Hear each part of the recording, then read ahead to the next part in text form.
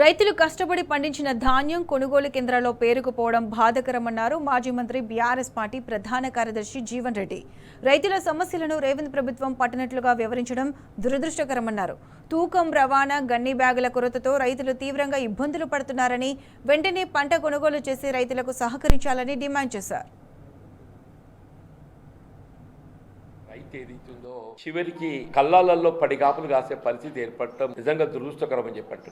ఇప్పుడు సంవత్సరానికి ఏదైతుందో ప్రభుత్వానికి అనుభవం రావాలి. అంటే గత సంవత్సరం ఏవైతే సమస్యలు ఉత్పన్నమైనాయో వాటి అధిగమించే విధంగా మీరు చర్యలు చేపట్టాలి. ఇవాళ మన జగిత్యాల జిల్లాని ఉదాహరణ తీసుకుంటే గత సంవత్సరం ఈ దినం నాటికి ఏదైతుందో 2.5 లక్షల పైచీలకు మెట్రిక్ టన్నులు ధాన్యం సేకరణ చేస్తే ఈసారి 1.5 లక్ష.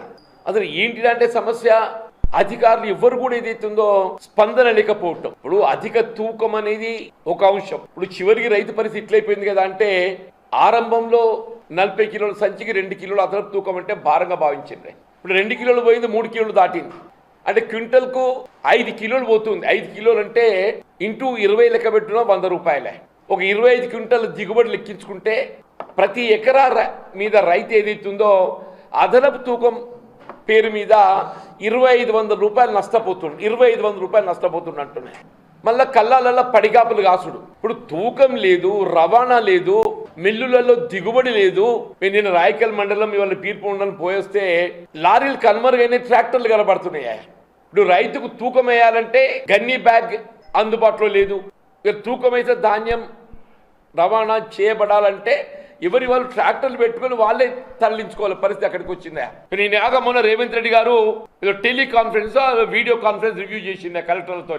ఎవరు విధుల నిర్వహణ లోపల ఏదైతుందో నిర్లక్ష్యం చేస్తే నేను చర్యలు తీసుకుంటా అని చెప్పని ఎంతమంది అధికారులు చర్యలు తీసుకుందా ఈ ప్రభుత్వం?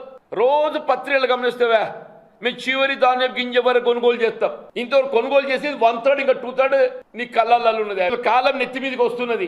రేపు రోహిణి కార్తీ ప్రవేశం అవుతున్నది. 8 జూన్ ఏదైతుందో మురుగశిర రైతు పునాస సిద్ధం కావాలన్నా లేకుంటే ఇదే కళ్ళల్లో పడిగాపులు కాయాలన్నా?